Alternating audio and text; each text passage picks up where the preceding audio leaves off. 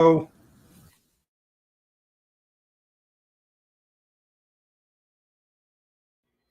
everyone. I'm the Bodacious Cowboy with my co-host, Kristy Knichel. Are you ready for a special edition of the Storytelling Chronicles? We are. Let's go. Look out!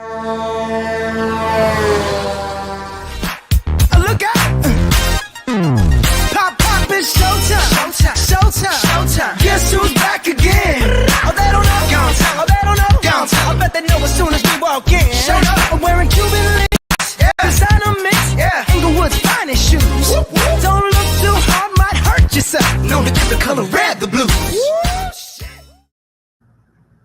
Hello, everyone. Welcome to another episode of the Storytelling Chronicles, empowering women into logistics.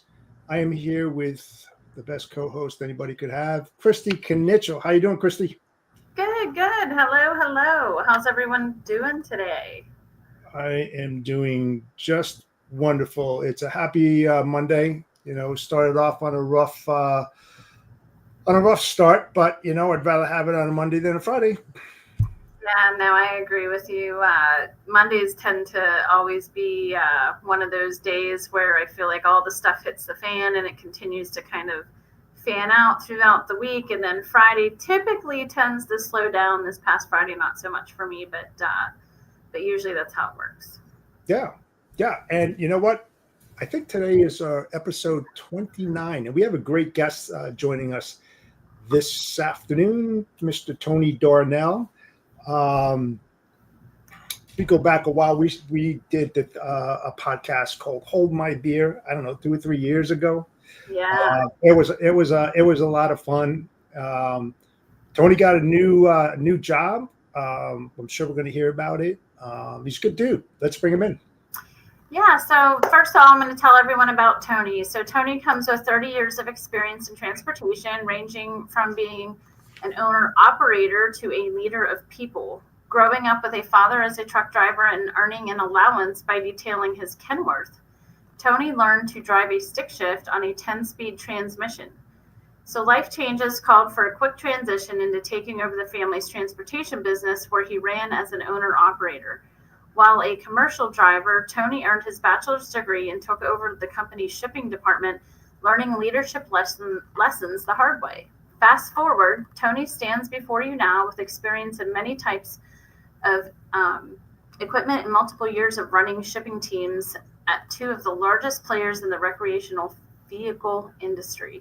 With a focus on cultural improvement and building a strong, successful team, Tony currently is the Regional Director of Operations at McClay's Logistics. Tony loved contributing to Lippert's business as a force for good by volunteering at various charities and coaching youth sports. When he is not involved at work, Tony is the Executive Director of a nonprofit, Northern Indiana Transportation Club, and co-founder of a podcast, Hold My Beer, We're Talking Freight. Let's bring him on out. Hey, Tony. Hi, guys. Hey, Thanks Tony. for having me. Yeah, I was just going to ask you, we were just talking about that podcast briefly. Is that actually still going? Well, we kind of revived it and then let it go. And it's just, it's really hard to do a weekly podcast, as you guys know. Very hard. How about time and keep it consistent? And kudos to those who can. I just wasn't able to keep it going. TJ wasn't able to keep it going. Just a lot of stuff going on, and it helped us. It was a good growth time. I'm not saying it's over. I'm not saying it's back. Right now it's on a shelf. Yeah. No, there's no problem with that. Like, I know it's hard for a lot of people to do consistent. Actually, when Jeff and I started doing this, it was weekly, then turned into every other week, and even twice a month can be challenging because there's a lot of other things going on too. So yeah, it's not as simple as some people think. So it's all right, Tony. We'll be looking for it when it comes back out. Absolutely. We'll be around, I'm sure, eventually. Yeah. So why don't you tell everyone about, kind of, again, I know I just talked about it a little bit, but your start into the logistics industry up until where you're at today. So I got started. My dad worked at a factory, a machine shop, a real big place. It's kind of a tool and die maker here in town. And I'm dating myself here. This was in the mid 80s. I was a kid, and the plant was going to move to Georgia. And we even went down to Georgia and checked it out, and we're going to potentially move the family and all of that, and ended up not doing that. And then my dad started hauling campers, and then he got a semi, and then he was running for the Hummers are built in town here where I live, and the military ones, and we were hauling those. And then we started hauling horses, and then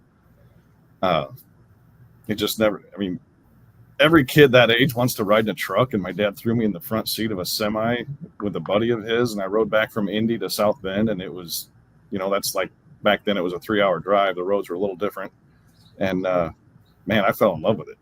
It was just super cool, and I just always liked it. And then, I had my plans and going up through school and going to college and doing this and the military and everything else. And I didn't do any of those things. I ended up driving a truck, and I thought that was just temporary. And 15 years later, I ran my parents' company. I took it over from them when they split, and hauled horses all over the country for a long time. Met a lot of celebrities before they were in trouble.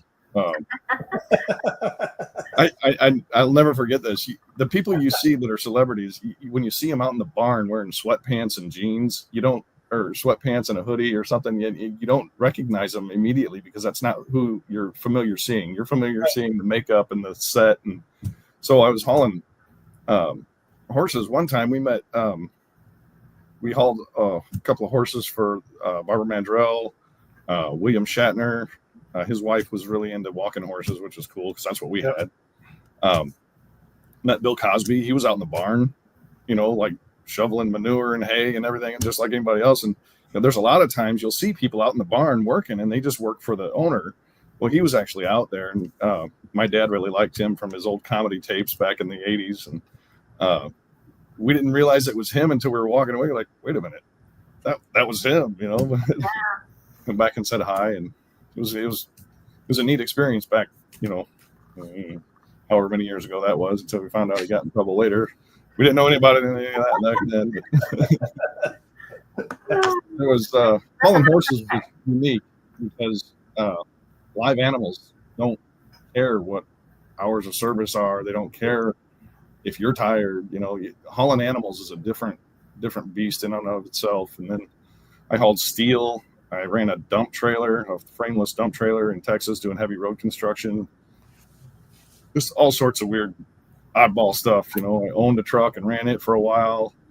I've hauled office trailers, those oversized modular units that they place on job sites. Mm-hmm. I remember, not political at all, but when they were building Trump Tower in Chicago, when that was just a giant hole in the ground, I delivered an office trailer to the hole, right? And one of the challenges was you're delivering to an address that is not there.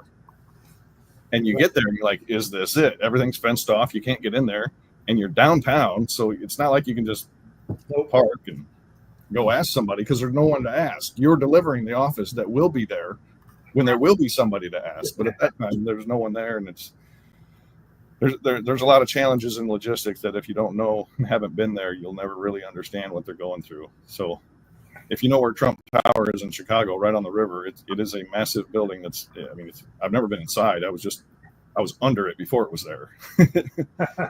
Delivered to the hole they dug to put it there, and it was kind of cool, And now I go there, and I went to a conference last year, and there it is, and I'm like, hey, there's something there now. It's not just a big hole. Look at that. Yeah, at least you were like the beginning part of that, right? You were part of like the start of all of that.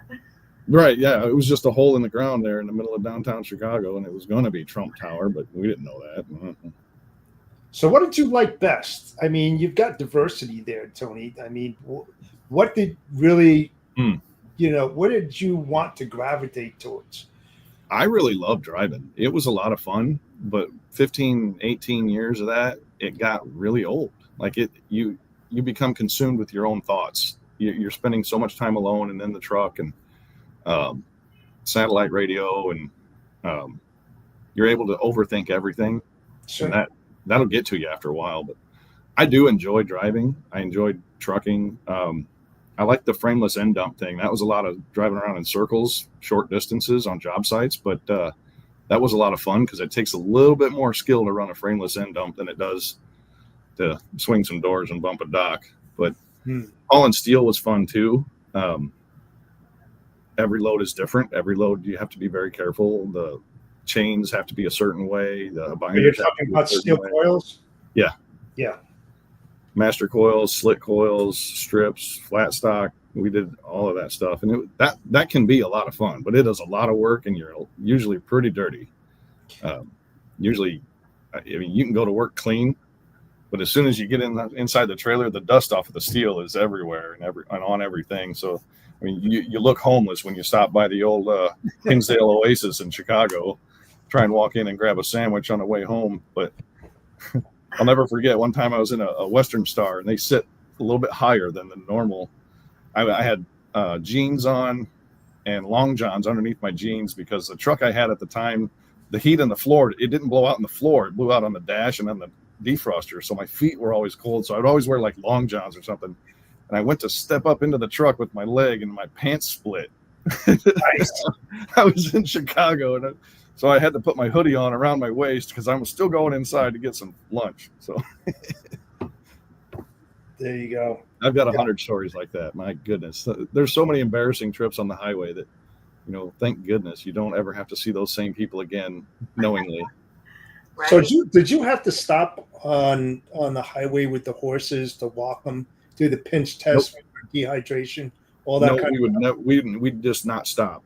And horses won't drink while they're in transit. They just will not. Right. One of the things that I learned, there's mom and pop grandparents that hauled horses, and they might get 300 or 400 miles a day in, and then they pasture them somewhere in a boarding place. Right. And then there's the other end of the spectrum where there was those big horse hauling semi trailers, and we did it with a 1-ton and an 8-horse slant, and we would just run nonstop, here to there, all the way around. And then once you got empty, when we would get it was door-to-door service, and I wouldn't leave until we knew that they would drink water, because the horse, right, they can lose like 50, 60, 100 pounds in transit over 24 hours. Wow. And it's crazy. Why is that? I'm just curious. Well, when your entire state of being is out in an open pasture and you put them in a dark box and shake it up, they're just it's stressful. It's very, very stressful on the animal. We were able to help a little bit with, every trailer is a little bit custom, but we had some stuff done to keep them completely isolated with padding and bumpers and some real hard, like Naugahyde or vinyl material with padding behind it so that they wouldn't tear it up, and then rubber panels, sheets, and strips everywhere hanging down so that they were literally isolated, able to move, but not enough to hurt themselves. Right. It's a stressful situation for the animal, and we always like to make the delivery, get the animal off the trailer, walk them around a little bit, make sure that once they calm down and quit shaking for 20 or 30 minutes, and then we would always lead them to water and hold them there. And once the horse drank, then you knew they were all right. Yep. They won't drink unless they're comfortable. That's interesting to hear, though, because my dad, who's no longer with us, he, I guess it's not the last house, but the last house here in Pittsburgh, or one of the last houses, he had horses as well. And I think after a while, it became a lot, like too much work for him to do, because he was out there doing the same things you talked about. Yeah. So it's a lot of fun. They're great animals. A lot of people think that they're very intimidating because they're so big, but horses have the same personality as dogs. The different breeds some are more aggressive, some are more passive, ponies are just jerks. Everybody wants to get their kid a pony, but they're like a chihuahua. My fingers crushed. They're like a little teenager, right? Yes. Oh, they're out of control. But a good warm blood, a big horse, they're just so docile, so calm, so pleasant to be around. They'll nudge you, they'll push you around with their head, they'll lean on you, nibble at your shoulder or something if you walk around with them. They make great companions. Yeah, those draft horses, Percherons, man, they're big, they're lunkers. Yes. And their shoeing is so expensive.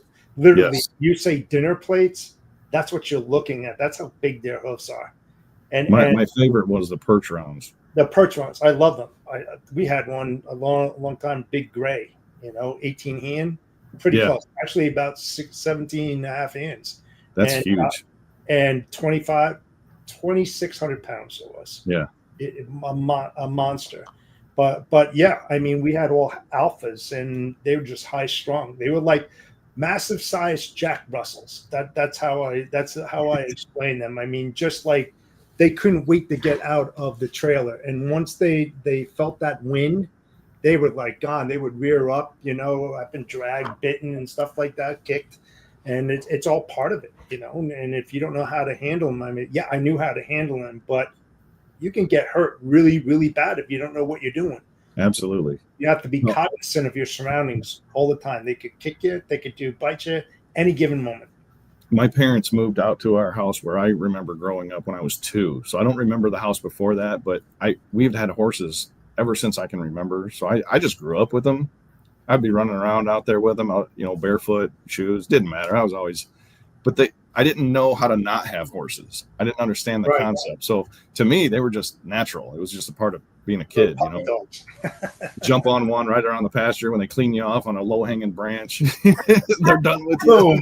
That's a very cool way, though, to grow up, Yeah. I loved it. I wouldn't trade it for anything. No. Lots of fun. So what happened when you decided you didn't want to do that anymore? Does the company still exist? Like what? So getting out of horse hauling is when my mom, my grandmother wasn't doing well physically. Her health was declining, and she lived in Texas, and my mom wanted to go down there and take care of my grandma. So at that time, it was just me and my mom, and we were doing this, and it was exhausting, and I was young, and I was foolish in choices and lifestyle, and Aren't we all? we all we were young and dumb and did all of the things we shouldn't do. And Mom wanted to move down to Texas to take care of grandma, and I thought that was a good idea, and she did. So I couldn't do it alone, and I didn't have anybody to do it with. So I actually went and got a factory job, and I hated it. And that's when I went and started driving. And that's when your whole life changed. So then that story goes on. I drove in California, and then I drove back here in Indiana, and just everywhere. And then I ended up moving to Texas to pull my head out of my backside and grow up and mature a little bit. I saw myself in a rut, and I was doing the same things with the same folks, and I wasn't ever going to change unless I made a dramatic change. So I moved away, moved in with my grandma and my mom in my 20s, and got married, had a couple of kids, moved back to Indiana, raised some kids, finished college, and then I drove with a degree for another 2 or 3 years, and they offered me an opportunity to get out of the truck. And this was before ELDs, and I thought, man, if they ever pass that, I'm never going to want to drive anyway. And I ended up doing technical services stuff. So we were doing like chemistry lab stuff in the steel company, and it was a lot of fun. I enjoyed it. It was root cause analysis and ISO certifications and process writing, and I really enjoyed that stuff because I'm a nerd and I'm technically oriented. I liked it. And then about a year of doing that, they asked if I wanted to take over shipping, and I was like, well, heck yeah, I do. And I went into that thinking, man, I'm gonna nail it here because I know what I'm doing. Man, I went back to the guy I hated that was in charge of that thing, and we became really good friends, and I apologized to him probably 150 times, and all the stuff I learned about what he was doing and why he was doing it were things that he didn't share with us. So when you become in charge of shipping, and then you have a driver that reports to you, and then that driver one day becomes in charge of shipping, there is a learning curve there that I did. Oh man, it was a wild ride. The guys that were driving had been there, at that point, we still had the first guy we ever hired at the company, and it had just grown and grown and grown. And some other people had come and gone, but for the most part, everybody stuck around. It was one of those jobs that drivers loved being there, and they never left. And he's still there, actually.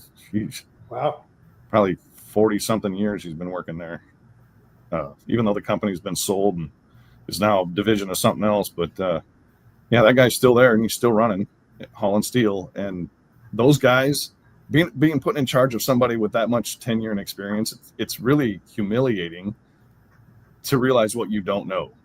You think you know it all, and then you go in there and you're all cocky, and nope, you don't know much. And then they tell you what you don't know, and they're very eager to do so. Yeah, I was going to ask you, how did that go over? And I almost was wondering if it was almost like them trying to teach you, but were they kind of like pissy with you? It sounds. So I tried to do everything in a way that was driver friendly because I was a driver primarily, and first and foremost. And then I let them teach me the lessons that I needed. And then I learned some that I didn't need to learn that I needed to learn. My own arrogance. I was humbled more than once. We came up with a rotation that they came up with. I crowdsourced the guys, right?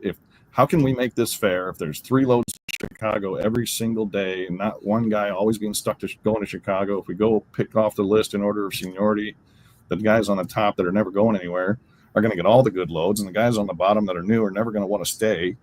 How do we make it fair? So we ended up with this like rotational load diagram matrix thing. Right. And,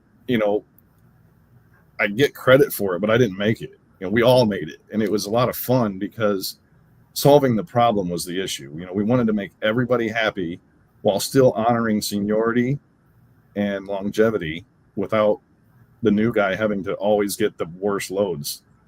So we had a rotation, and everybody got to pick first at some point. Everybody got to pick last at some point. Everybody had to go to Chicago at some point. There was guys that loved it, and there was guys that hated it, but we all got to go at some point. And the ones that loved it could pick it. The ones that didn't love it could take their turns and not pick it. And it just worked out, and everybody was equally unhappy, so everybody was happy. I love how you say that, but I love that. Yeah, that's awesome. It sounds very fair, to be quite honest, so that everyone's getting something.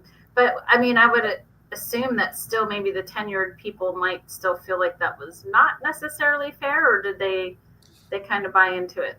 Everybody bought in, and I was lucky because I think had I come up with it by myself and presented it, they would have rejected it. But they came up with it. And then they said, then they suggested improvements and tweaks. And so I listened because I respected these guys. These guys were better than me. They know what they're doing more than I do. They've been to every place that I haven't been, and I've been to every place that they hadn't been. Some of these guys were road guys. Some of them were regional. Some of them were local. We had one guy that just ran local. Well, then everybody took a turn running local because nobody really liked running local.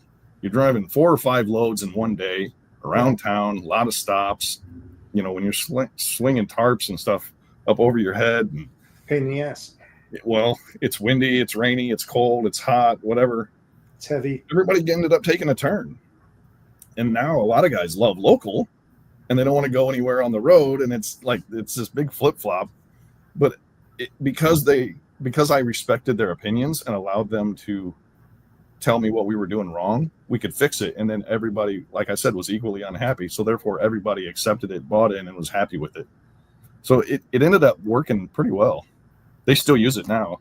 That's awesome. I mean, I do love the fact that they actually spoke up and worked on it together, because sometimes that's challenging too. Even though you're asking, sometimes they don't even want to say what their thoughts are. So that's great.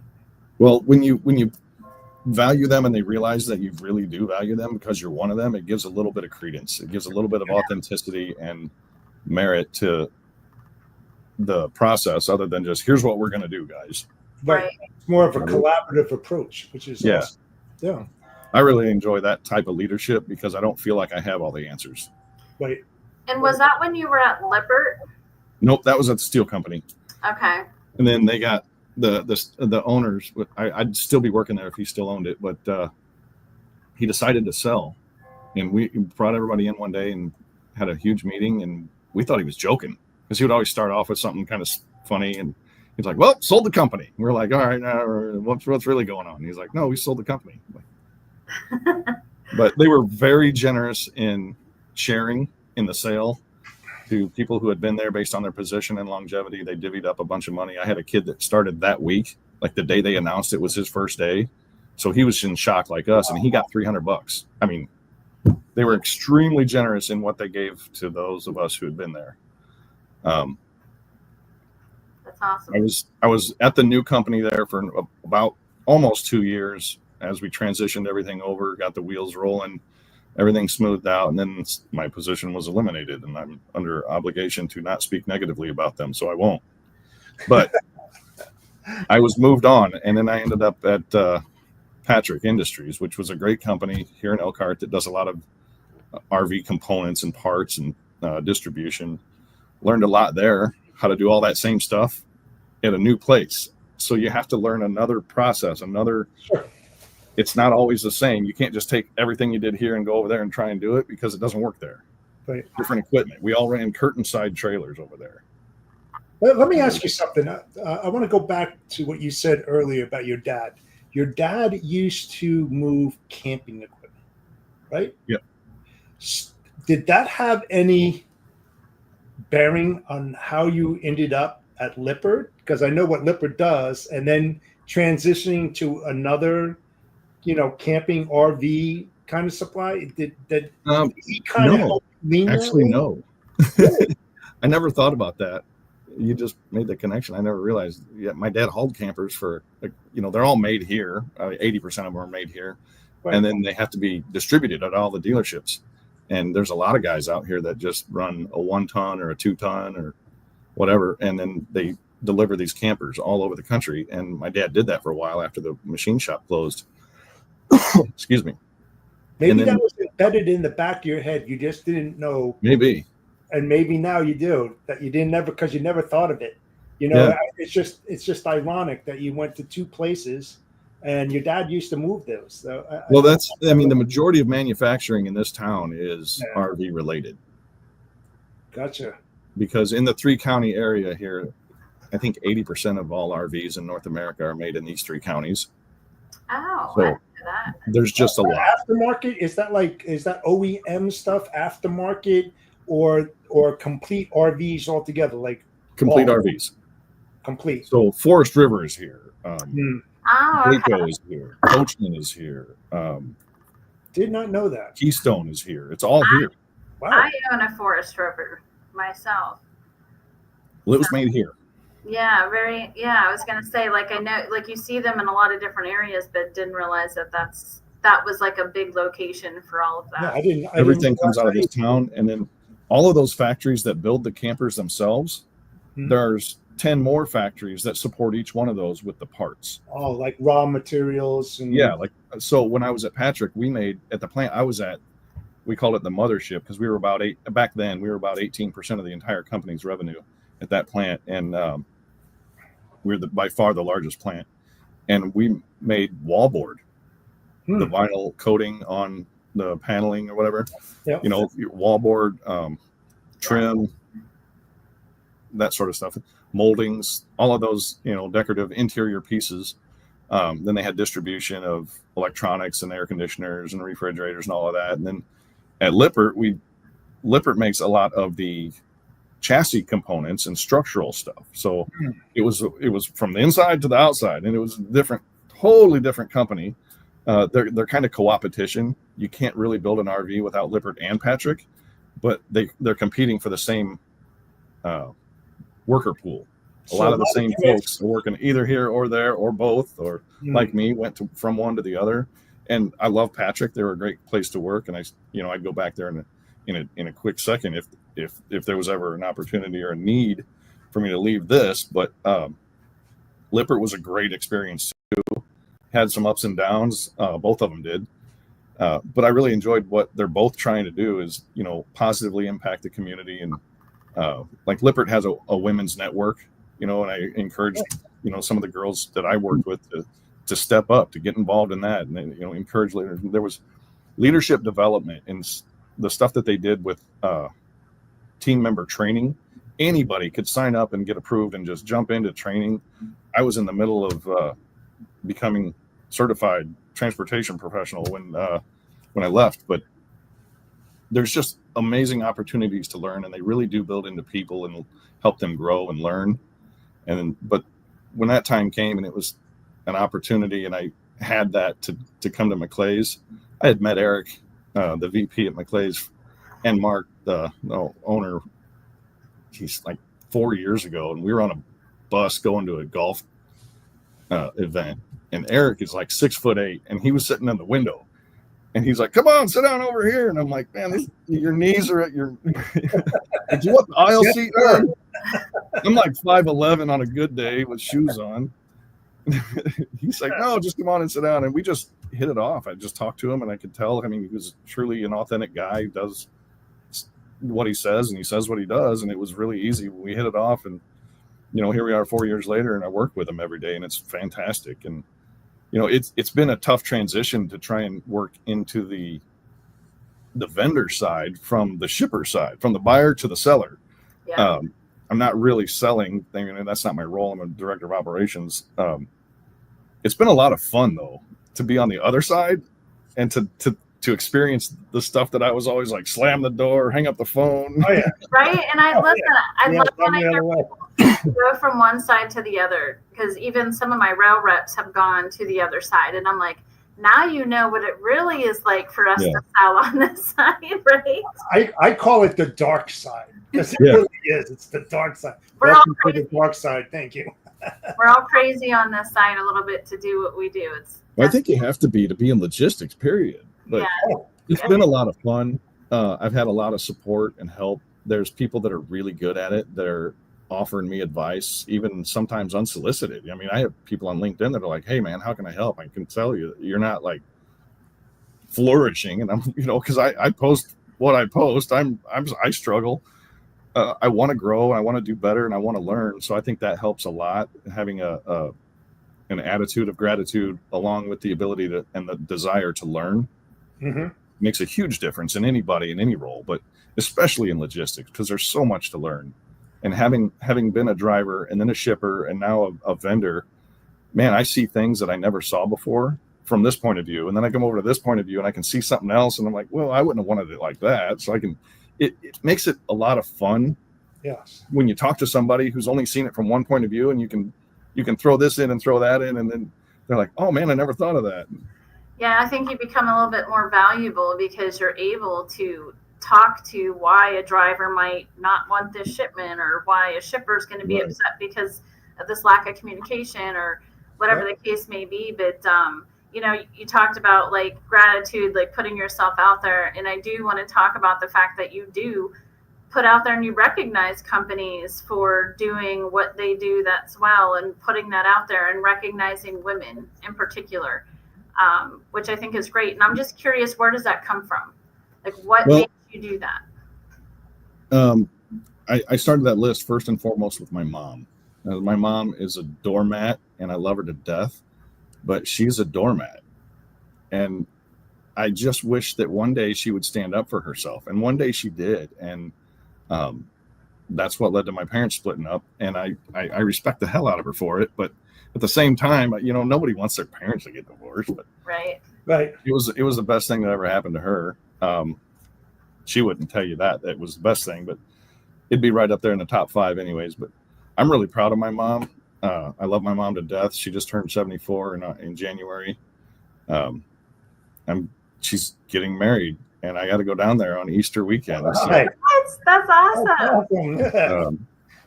That's cool. she wanted me to come down, so I got to drive down to Arkansas and hang out with my mom for the weekend, which is awesome because she's crazy. She came up here at Thanksgiving, and we cooked some dinner together, and she made fun of me, and then she brought me a bunch of kitchen stuff. And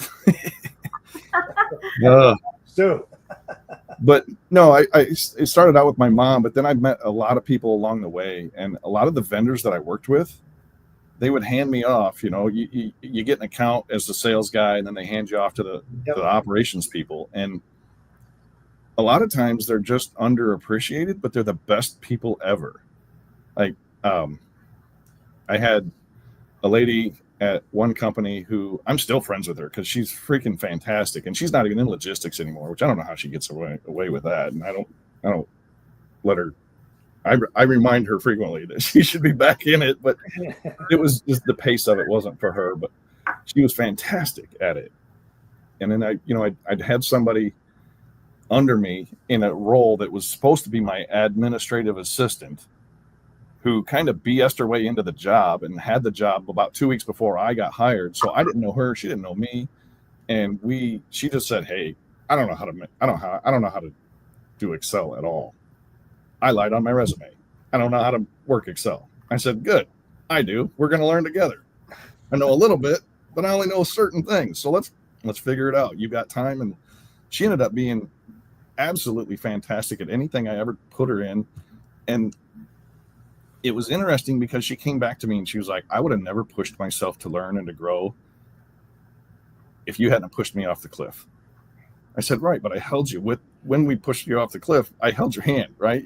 I wasn't going to let you fall and hit the rocks, but at the same time, you got to learn to grow and get outside of your comfort zone. And now she's like a lean manufacturing manager and runs one whole lean program at an entire plant, and she's doing fantastic. And it was just right bus, wrong seat. When you find somebody who's so good at something, you just have to plug them into where they fit right, where they can thrive and be them best selves. So she's a black belt? Not yet.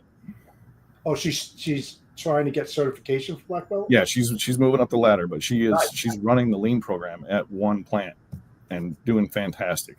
Awesome. Where she was an administrative assistant 3 or 4 years ago when she got hired.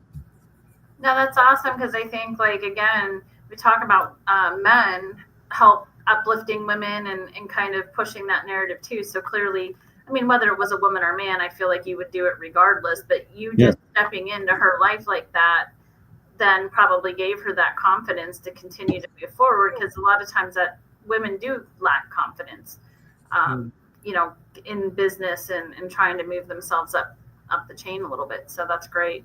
Awesome. I think men and women both need somebody on their side that advocates for them in leadership. Yes. And I was given the leadership opportunity and I took it. And one of the things I realized was when I was coming up, working in factories or whatever jobs I had growing up, I always wished the leader was better. So when I look back, I wanted to be the better leader to those people under me. I wasn't so concerned with, you know, rubbing elbows and kissing butts up in the front office. I wanted the people under me, around me, to want to work with me. Right. And that's where the collaborative efforts came. And I just realized that I can't be the best leader because all of these other people that are doing this job every day are actually doing the job. And I can't just go tell them how to do it. Right. I want them to tell me what the best way is, and then let's give them credit for it. That's it. That's the way. Right. And working with them and continuing to guide them along the way to make the process maybe more efficient as well. So. Right. Yes. Because the people who are doing it know the best way to do it, and they'll tell you when you're doing it wrong. No matter, you can write an SOP and they'll tell you where it's wrong. Right. Well, speaking about leadership, because you know, that's something that you've dabbled in. I mean, and you're in it now. I mean, did you have a good leader? Like, was it challenging? Because I know for me, like, my dad was really good at sales, and there's things he showed me, right? But he was also like the best person to you know, what not to do. So I had to kind of figure it out on my own, reach out to people, that type of thing. Like, how was it for you? Well, I've had some really good leaders and I've had some really bad leaders. And fortunately, I've been blessed with a lot of really good leaders because I've been at some pretty good organizations that really encourage leadership development and growth. Like at Lippert, I had 2 leadership coaches, 2. That's awesome. And I'm just, you know, I was just some mid-level, you know, middle manager guy that ran a shipping team, and I had 2 guys at any given point that were on call. I could just say, hey, what do I do with this situation? I've got this person with situation X, and it's a lot of personal stuff, but it's really affecting work. And how do I deal with that without being like, hey, you got to get your crap together? And, you know, what can you not say versus what can you say? How much of your life do you want me to get involved in? I don't want to go, you know, when I was still married, my wife and I got together and like we put this girl, we furnished her house practically, and she needed a place to live. We just bought a bunch of stuff and took it over there. And some people really appreciate that. Some people are really offended by that. She wasn't, because she knew where it came from and that we were authentic, and we were just literally trying to help her take her next step. And now she's thriving. It's awesome. Yeah. That is awesome. Well, and where you're at now, you've been over there how long now? Well, I think the last week of May was my start date, and I was so new. And then being remote as well, I didn't have a lot of the it's different if you're on a brokerage floor and you got a guy sitting right there and a guy sitting right there, or gals or whatever. and then you can watch and learn while you're working. It's Right. totally different than when you're in the living room Yeah, next to the stairs. we talk and- about that quite a bit. So Are you hands-on or more auditory? What's that? Are you more hands-on than auditory, or vice versa? Oh no, I like to be hands-on. Gotcha. So it's been a challenge for me to get into the full experience, and I would recommend not working from home if you're starting out in a new role Yeah. until you can learn it. Once you get a good handle on it, then if that role allows you to do that, then great, whatever. But I've had a lot of great support from a lot of folks. My leadership team has been absolutely fantastic. They push me to what I don't know if I can do, out of my comfort zone always, which is where you need to be to Yep. grow. But at the same time, they support you in doing so. So it's been fantastic.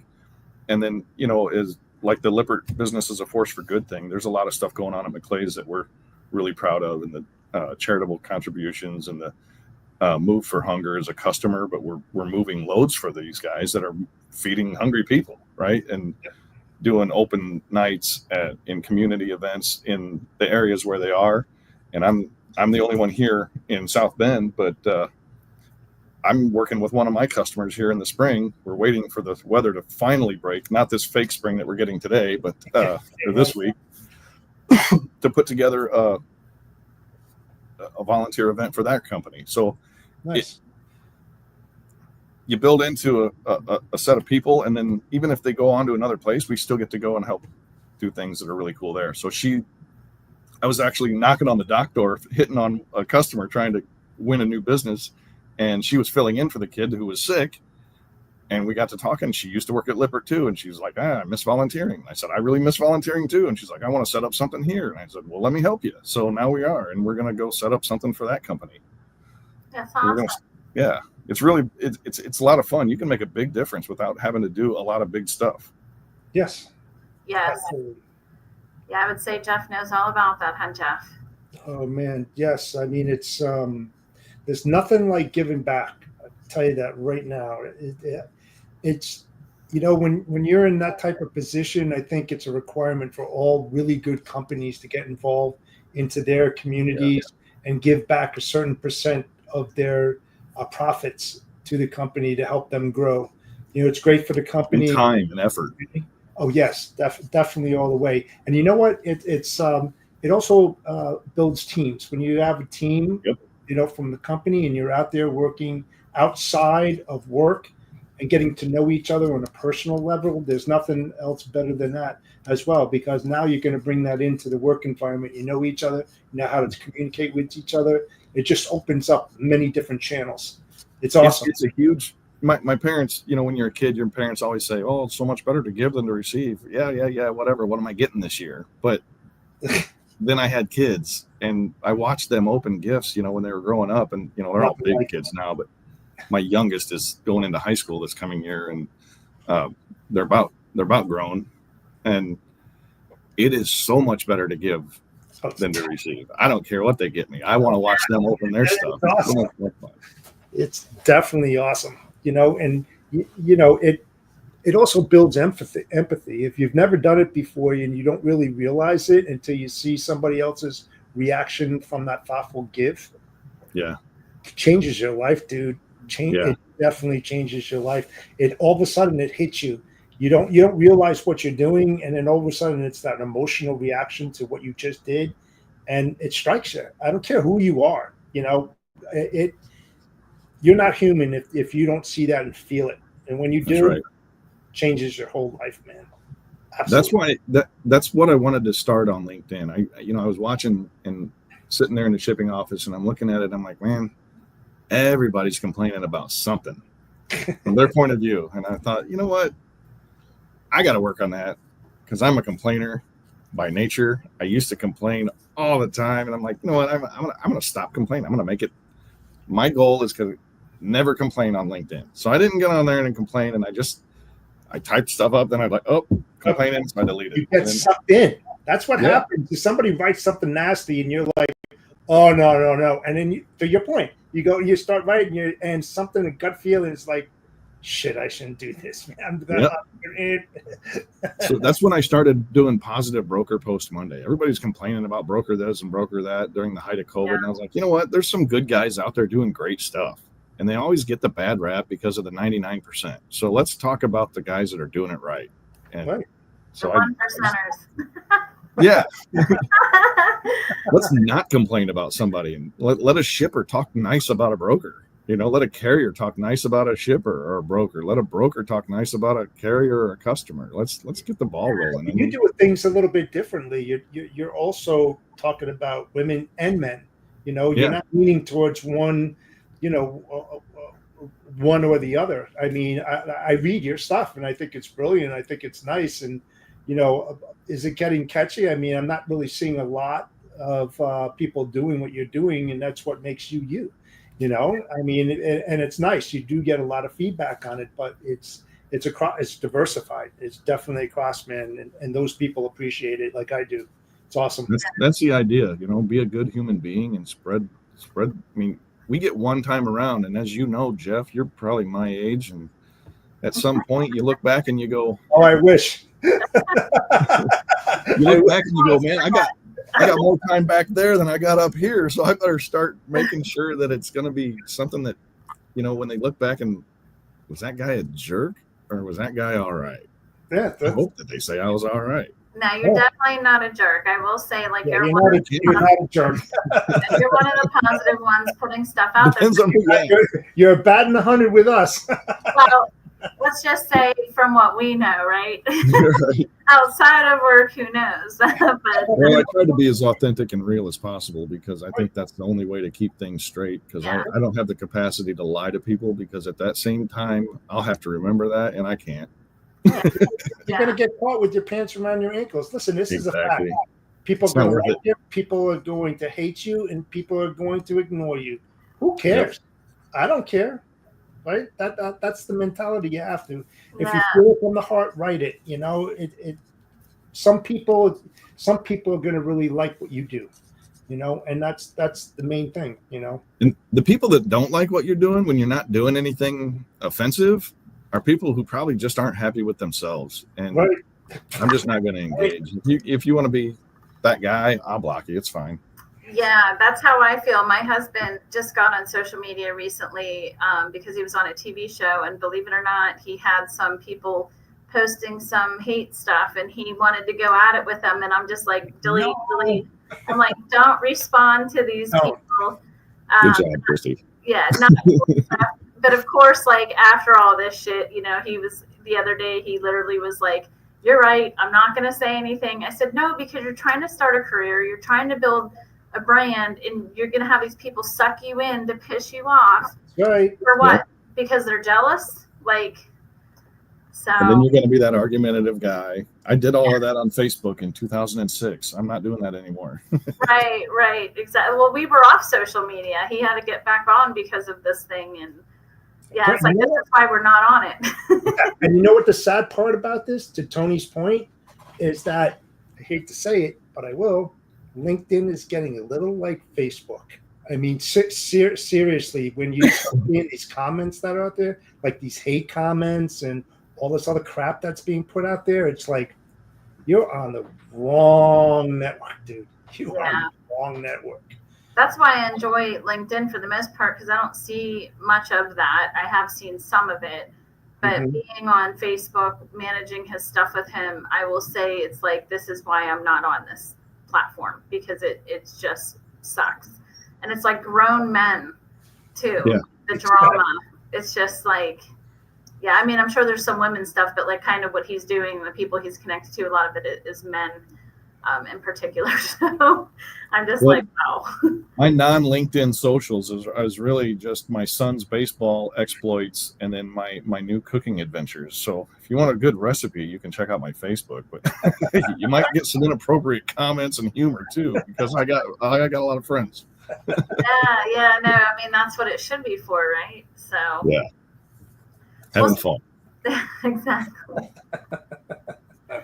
Well, speaking you being in the role that you are, do you travel then into the office? Where's the office located? So the office is physically located in Warren, Michigan, which is a Detroit suburb. If you don't know, if you're not familiar, I do about every 4 to 6 weeks. I'll go up there on a Sunday or something like that, and then spend a Monday, or I'll go up on a Thursday and spend a Friday or something like that. I think I'm overdue. I think I haven't been up there since like Thanksgiving. I need to get up there and spend a day in the office. And there's been some new hires. We're growing. It's been really fun to watch, because you know how like the market has done this big swing. Yes. There's COVID, and there was post-COVID, and then now people are kind of leveling out a little bit. But so many companies going under, and our growth path. I watched our load count and our growth, and it's just been up and to the right, going the right way, the right time, pretty steady, pretty consistent. You know, a little bit of hiccups here and there, but if you graft it out, it's very consistent, and that tells me that I made the right choice. I went with the right team. These people are doing it right. They're authentic to who they are, and they just do what they say they're going to do, and they get the job done, and they're doing it with proactive communication. So I want to go build more relational bonds with these guys that I'm on Teams calls with every couple of days, and back and forth an email and in the system talking to them. And I work close with them a lot, but they're not right here, you know? Yeah. Are they So local or are they all over the States? Oh, they're all in the office. Oh, they are. So you need to go up there and do a team building thing, go out to dinner, you know. We've done that. We've done a bunch of that stuff. Yeah. That's good. Do you have any women on the team? Oh, yeah. So we were just on a call right before this, our weekly sales team meeting, and our lady who runs all of operations is still in the hospital, and she just showed us pictures and was on with her new baby. Wow. That's how Full strong. head of hair. He's super cute. Badass. He's got a full head of hair like me, except it was very blonde. No, that's awesome. So, do you have any direct reports that roll up to you, or I do not. that are women? Okay. First time in like 10 or 12, 15 years, I think, and it's been really nice not to have to deal with a team. Yeah. I enjoy leadership, but it is not a natural thing for me. So I have to put a lot of effort into being a leader, and a good one. Right. So at presently, being new in my role here, I don't have a team of direct reports. And it's been nice, I got to say. Yeah, I think sometimes that change, it's not for everybody. And sometimes it's just a stepping stone too. Going through that and experiencing it, can help make that next role. You just learn a lot of different things from it and whatnot. So. Yep. Yeah. Well, hey guys, I know it's been about an hour, but my son is home from school and I got to go.